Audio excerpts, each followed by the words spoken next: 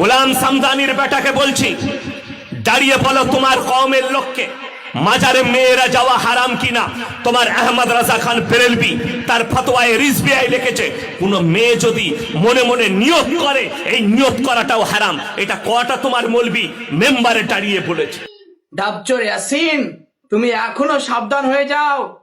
তোমাকে সাহাবজাদায়ে হুজুর মুফতি আজমে বাঙ্গাল শেখ গোলাম সামদানি সাহাবের সাহাবজাদা আহমদ রাজা সামদানি তোমাকে একবার নয়, দুইবার নয়, অনেকবার তোমাকে চ্যালেঞ্জ করেছে।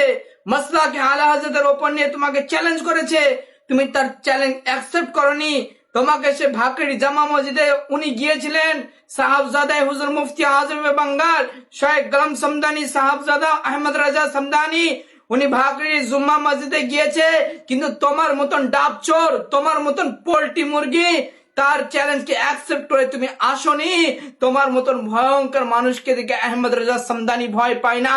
আর আমাদের সুন্নিদের যত বেরেলভি মৌলবি আছে, যত আহলে সুন্নাত ওয়াল জামাতের মৌলবি আছে, সমস্ত মৌলবি একসঙ্গে ফতোয়ায়ে রাজবিয়া থেকে বলে দিয়েছেন মেয়েদের মাজারে যাওয়া হারাম।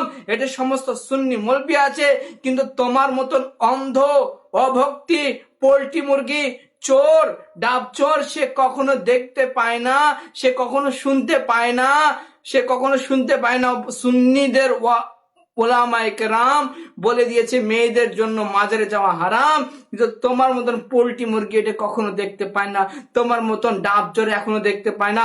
আর আমি আর একটা কথা বলে দিচ্ছি, তুমি পরে মুফতি গোলাম সামদানির ছেলের সঙ্গে লড়বে। মুফতি গোলাম সামদানির ছাত্র আমি, আর মুফতি গোলাম সামদানির ছেলের ছাত্র আমি।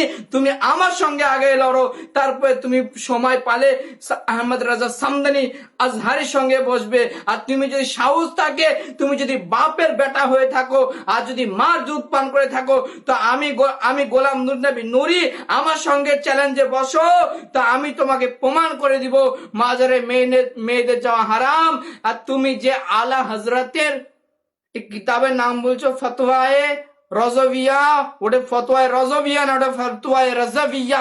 তুমি ঠিক মতন ইমামে আহলে সুন্নাত আলা হযরত ইমাম আহমদ রাজা খান ফাজলে বেলিবি রহমাতুল্লাহ আলাইহির যে কিতাবটা আছে, সেই কিতাবের নাম বলতে পারছো না। তুমি তো কিসের আলিম হলে?